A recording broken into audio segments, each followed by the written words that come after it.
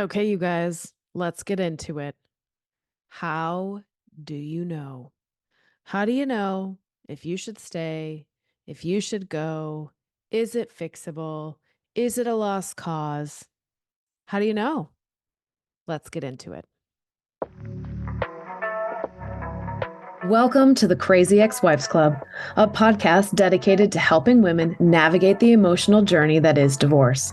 I'm your host, Erica, and if you're trying to figure out life after the big D, welcome to the club.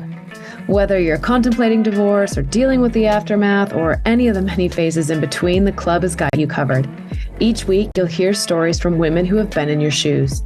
This isn't about spilling tea on divorce details. This is about giving you the tools to take control of your own healing journey. Listen in weekly for advice, tips, and tools to help you move through each stage of the process.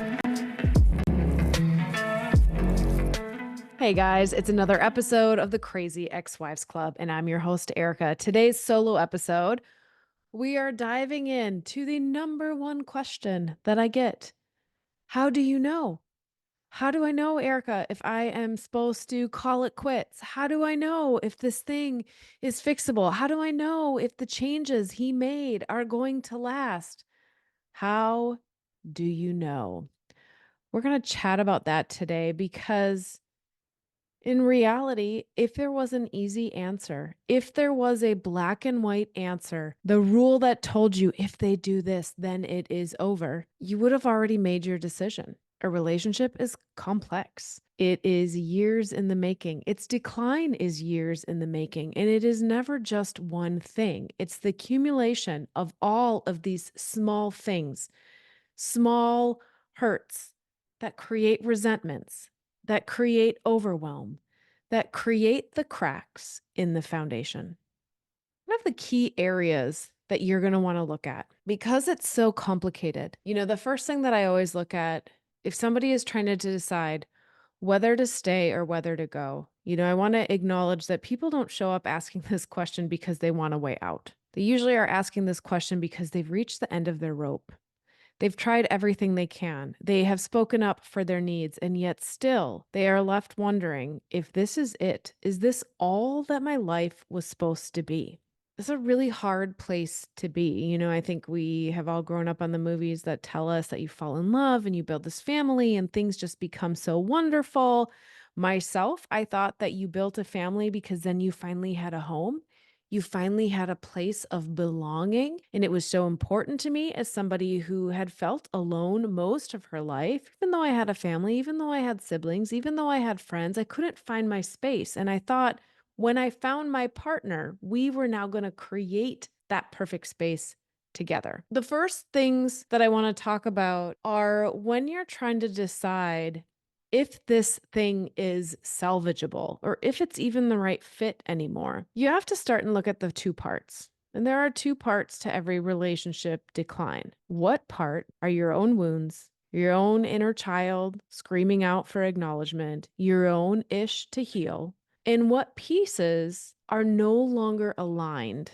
Where are you and your partner no longer aligned? And this is such a huge step because what we like to do is blame the other person. So we like to say, this is not working because he is not showing up. This is not working because he does not acknowledge my feelings. This is not working because he. What would he say? Would he say the same things? Now, for me, it was really important that I removed and cleared these childhood wounds, these old pieces that were my problem, so that I truly could know whether or not we were aligned. In my separation, I started to realize that a lot of the pieces I was leaning on my partner to fulfill for me were actually wounds that had started long before. I already shared one of them, this desperate need of belonging, of having my home. I expected him to provide that with me. This was a space. This was a space where people never left. This was a space where I was always loved and accepted. Except if you're not in a great mood, if you're constantly nitpicking and judging and complaining about things, it's really hard to love that person. I'm not perfect. He's not perfect. There is no perfect person in the world, which means there is nobody who will always show up perfectly in a relationship.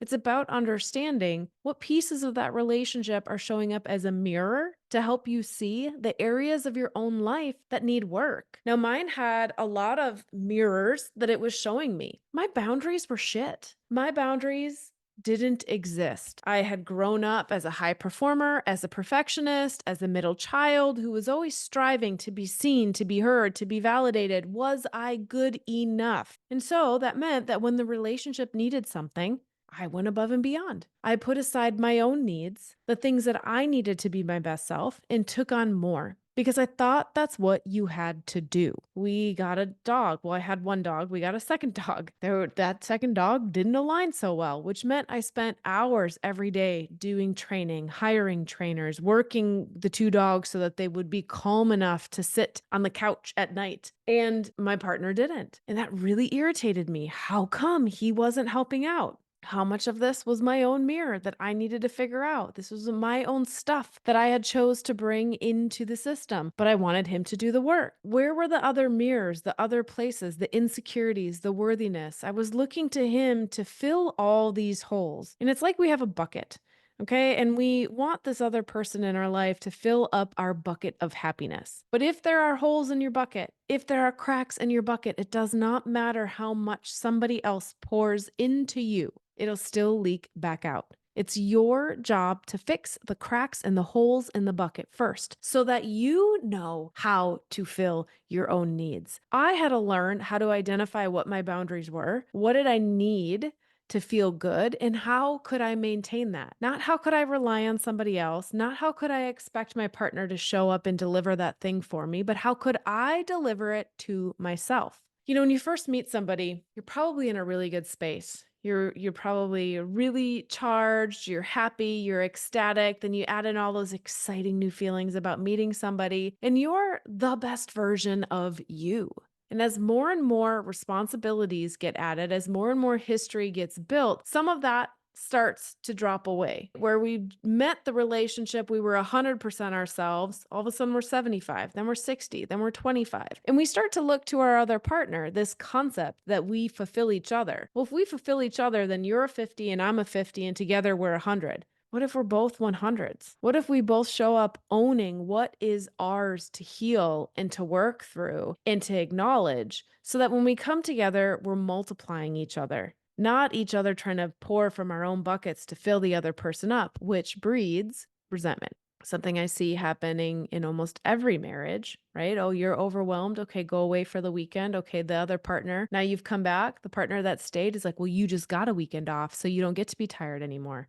Resentment around how much each person is doing. Resentment is just a sign that you have not been standing by your boundaries, that you have not been taking care of yourself, so that you are depleted. You are not your best self. You're tired. You're overwhelmed. You're feeling the feels, right? Any of those things. If you're resentful in a relationship, it shows me that you have not been doing a good job of prioritizing your own self-care, of prioritizing your own needs, of speaking up for what you need to be your best self. And when we don't do that, when we overgive, when we overwork for the sake of the relationship, we start to blame the other person. We blame them for not showing up. We blame them for not doing what we need them to do so that we can be happy. But at the end of the day, that part is yours. So if you're sitting in a space of trying to figure out what's mine and what's ours, the first thing I would have you do is think back to when else have you felt this experience? If you're feeling really alone or you're feeling not heard in your relationship, think back earlier in time. When else have you felt like this? Have you felt like this in other relationships? Have you felt like this in friendships? Did you feel like this as a child? Try to find your earliest memory of when you felt like that and start to think through that experience, to see it, to feel it, to acknowledge it, and finally let it go. Not as the adult you are right now, but as the first age you were when this wound happened. Now, the second part of this, so if the first part is, okay, what is it of our relationship problems are mine, my soul's assignments to heal in this lifetime? The second part of that equation is what part of us is no longer aligned. You think you marry a person and you're with that person for the rest of your life, but you will be with many different facets of who that person is. Change is the one thing that's constant in life. We are not able to not change. experiences, if you're going to school, if you start a new job, the new people you meet, all of these things change your paradigm. And your paradigm is how you choose to see the world. Now, your paradigm, how you choose to see the world, affects what you do, the behaviors, the actions that you take, which create what you get, the outcomes, the results. It's called the see, do, get paradigm, right? What you see drives what you do, which creates what you get. We are going to change. We are going to evolve. You might be married to the same physical being your whole life, but that person could be a different person 5, 6, 7 times as they continue to evolve. I was a much different person prior to having kids. I was a much different person when I had a toddler, much different person again when I became separated, evolved again when I became divorced, evolved again when I fell into this partnership I'm in now. You continue to evolve and change, and the pieces you were before come with you. So then the question is, who you and your partner have become, are you still aligned? Do you still operate under the same core values? Do you still want the same things in life? I think one of the big shifts is if you have a partner who wants a more traditional relationship where you stay home with the kids, but you really desire having a career, that is a really big misalignment in what you want. Now, it doesn't mean you can't get through it, but it means you need to be aware that the things that each of you want are the complete opposite. How are you going to work together to close that gap? So when you're sitting down thinking, do we stay or do we go? You're no longer evaluating who the person was when you got married, who the person was even a year ago, but where you're at right now. What do you want? And are you aligned on wanting the same things? If your core values have changed, if what you want in life has changed, it doesn't mean that it's a death sentence for your marriage. It means that those are specific conditions that you're going to have to work through. Because when two people are not aligned on something like a core value or something like what they want in life, it means that you are not going to be united on that front. It means that you're probably going to have more conflict or more acceptance or more compromise on that topic than two people who are aligned. One of my favorite examples of this is, as I've stated, I'm a little bit of an overachiever, which means I work too hard. It is a habit that I continue to fall into. Because I find purpose in my work, it is very easy for me to work 10, 12 hours a day when I get in the zone. All of a sudden, it's 10 o'clock, it's 11 o'clock, it's midnight. I'm not sleeping. That's a boundary that I need to maintain. I'm not meditating at night. That's a boundary I need to maintain for my best self. And I overwork myself. And then I'm exhausted, and then I can't create, and it's a downward spiral. My partner values fun and flow and a relaxed lifestyle, and his purpose is not in his job. So that means that he has no problem putting his job on the shelf when the workday is over. He has no problem not answering the email at 10 p.m. at night because somebody had sent it. He does his job within the hours, but he lives his life for what happens outside. Now, those are very conflicting ways of life. When we first started to butt heads on this, it would create some tension. It would create some arguments, right? Because I'd be like, why aren't we getting the projects done? It's Saturday. Why aren't we doing all the things around the house? And his approach was, it's Saturday. Let's have some mimosas. Let's relax for a little bit. What do we want to do with our day? Why would we spend our day off working? Now, this created a lot of conflict until I realized that I knew that for me, I easily fall into forgetting about the fun in life. And it is when we're in the fun and the joy and the travel and the relaxation that the new inspired ideas show up. I need that in my life. I need that reminder in my life, which means I could look at my partner and say, I value the fact that that is a strength of yours and it is a weakness of mine. But I also need to acknowledge that because that is not natural to me, it's gonna irk me. It's gonna piss me off. And sometimes it does. But when that shows up, I can remind myself, oh, this is where our values differ.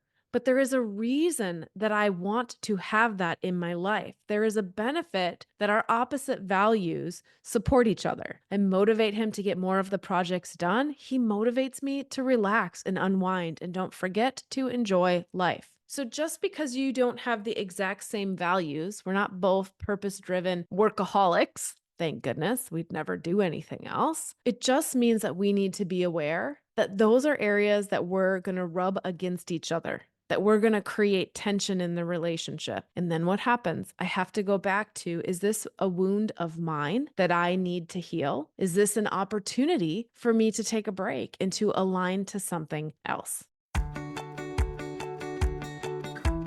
Hey there, it's Erica, your guide at the Crazy Ex-Wives Club.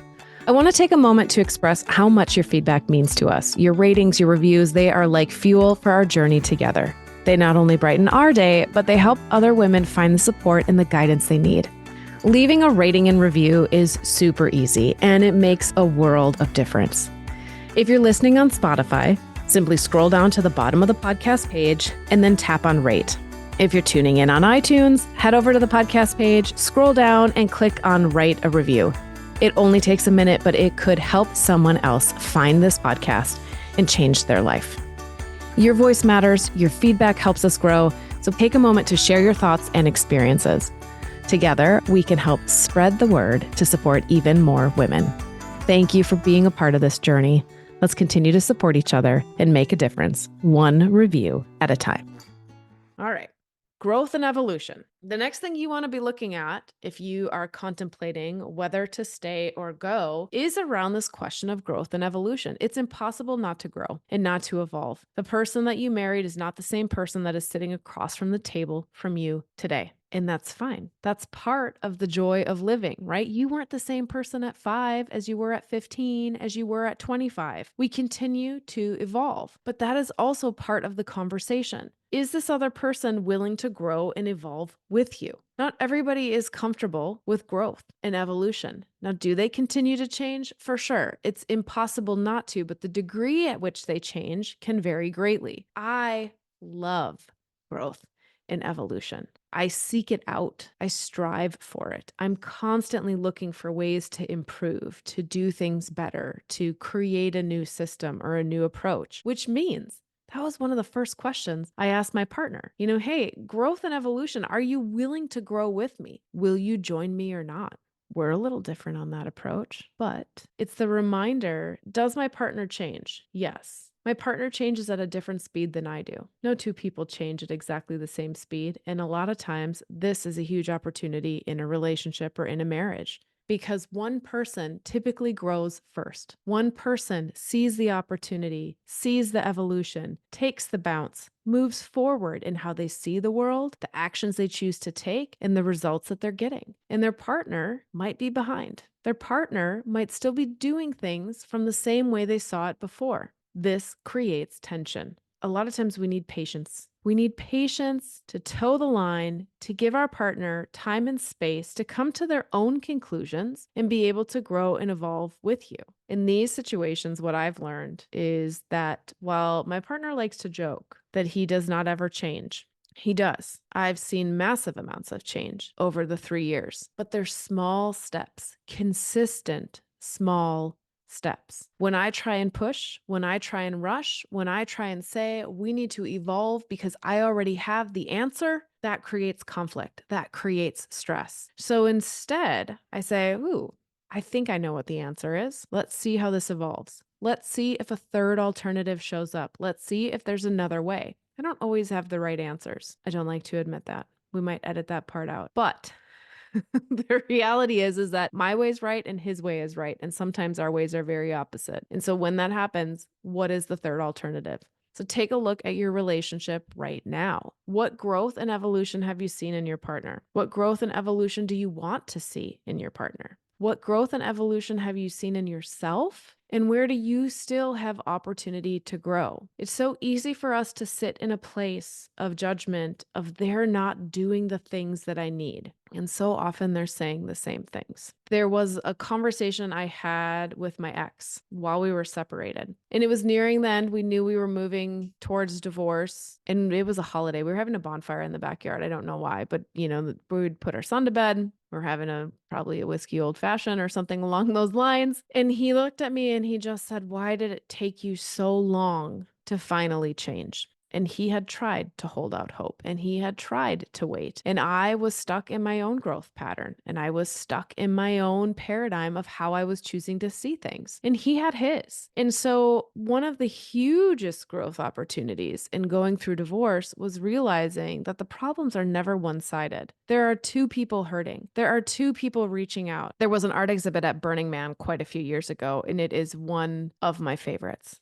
And the art exhibit had the wireframes of two adults sitting back to back. Both adult has their head in their lap or in their hands, and you can tell that they're upset. They're fighting, they're facing away from each other. And then in the center of this wire sculpture is two children. Each adult sculpture has a child lit up on the inside, and the two children are reaching for each other. And I think that this is the perfect visualization for what happens in relationships. When relationships start to fall apart, you have two adults who are facing away, who are growing, evolving, changing at different speeds, who want something different. And at their core is this inner child who just longs to connect, to be seen, to be heard, to have that wound be healed by the other person instead of being hurt by the other person. So growth and evolution is going to happen.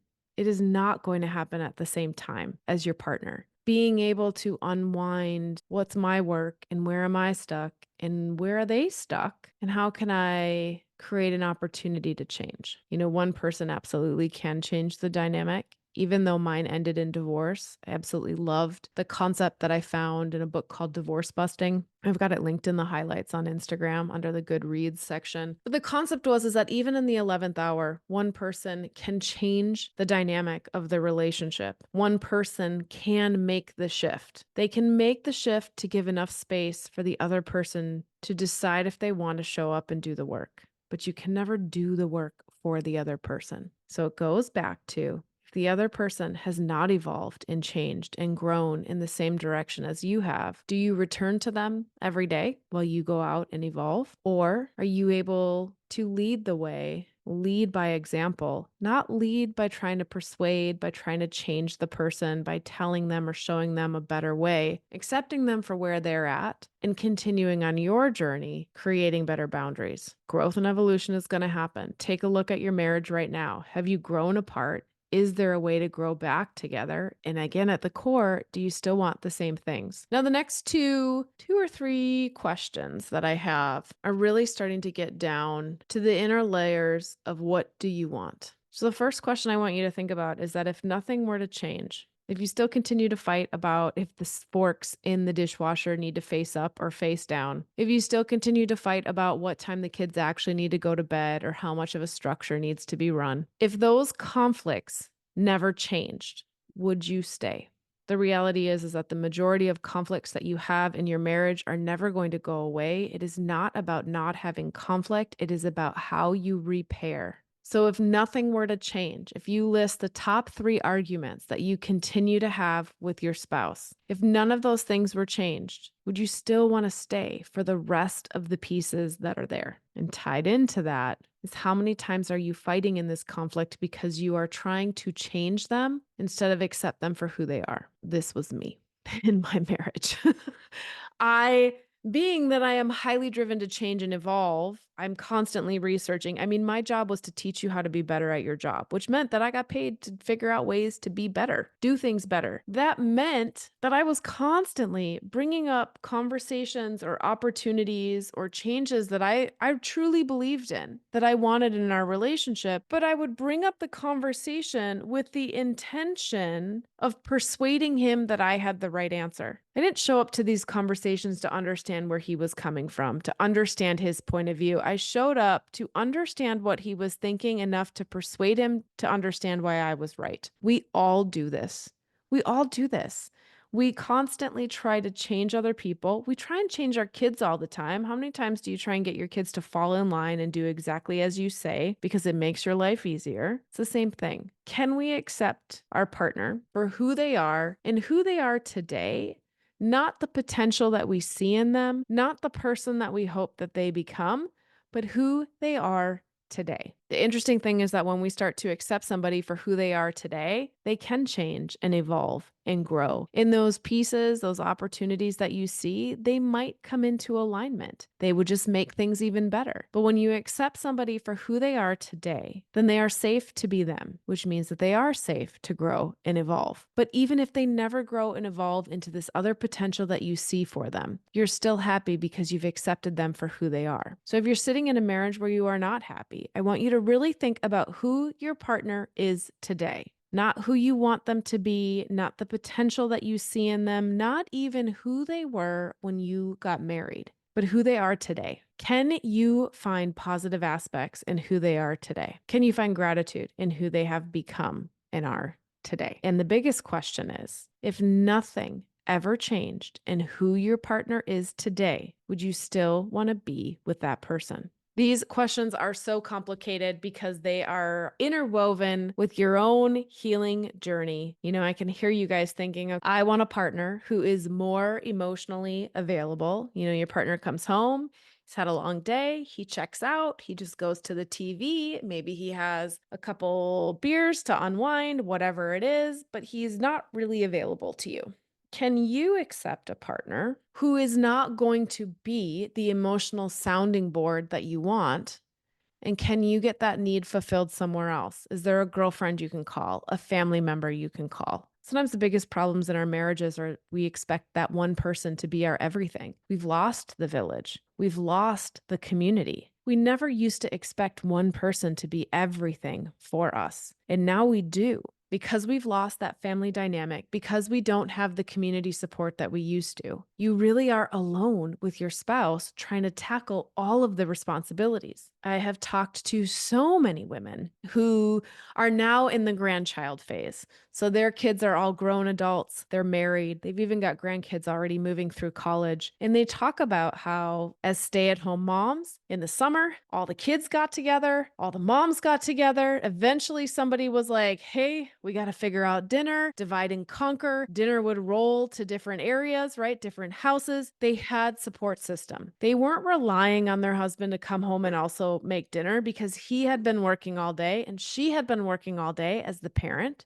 right? Running the house, taking care of the kids, but they had a different support system. These systems have evolved and changed with time. They needed to. I'm not saying we're going back to the old system, but who else is your tribe? Who else is your network? What can we remove from the expectation that our partner has to deliver everything? And who else can create that support system in your life? When we stop putting all the pressure on one person to be our everything, to be our other half, to fulfill all of our desires, it removes a lot of that tension in the relationship. We no longer have as much hurt. We no longer have as much resentment because now the responsibilities of all of the things, all of the ways that you're looking for help and support are spread out over multiple people, which means if one person's having a rough week and they can't help you out, there probably is somebody else who can. But I bring it back to the most important person who is there to help you out, and it is you. I don't mean that you have to do it all on your own, but I mean that you are the one that's responsible for understanding, what can I take on? What is too much? What do I need to do to take care of myself so that I'm not overextended, so that I'm not resentful, so I'm not dumping this excess unhappiness on the relationship? Now, we've talked a lot today about personal ownership over what is wrong, and it's the first step. Right? You cannot show up and expect somebody else to instantly change, to morph or to move into new behaviors. The only thing you can control is yourself. I'm not saying that their bad behaviors are excusable, and I'm not saying that you're to blame for the behaviors or the challenges in your relationship. I'm saying the only one that you can control is you. So taking these questions, taking this work, and doing the part on your side hopefully opens a door for them to see that they can start to step back into the relationship. Part of this work too, part of this clearing work to figure out what's mine, what's us, what's yours, and are we still aligned in what we want, means that the communication can change. Little by little, one conversation at a time, you can start to sort through these topics to figure out if this is something you both are willing to still fight for. I hope today's questions give you some pondering. I love the word pondering. We skip it. It is something back in the day when our phones weren't on all the time, when work emails weren't always pushing through. Do you remember when stores were closed on Sundays? Yeah, I remember that from my childhood. Or stores were actually closed on holidays and the night before and the day after. Guess what? We used to be bored. And oh my God, did I hate being bored on Sunday when I was like, can we do something? Can we go somewhere? Can I go play with somebody? And my dad was like, hey, it's a day of rest. You're supposed to be relaxing. We're hanging out with the family. We're doing the family thing, right? What did it do? It made us ponder. It made us reflect. It helped our nervous system come back into balance. Take these questions, take this episode and ponder them over time. It's not something you're going to sit down and get through in one sitting. But I also want to say, if you're struggling to figure out how really to look at these questions in your specific scenario, send me a DM. Let's talk about additional support. So much in healing the problems in your marriage or healing the places that broke from your marriage rely on a lot of introspection and self-reflection. And we all have our own blinders on. We all like to see things the way we've always seen.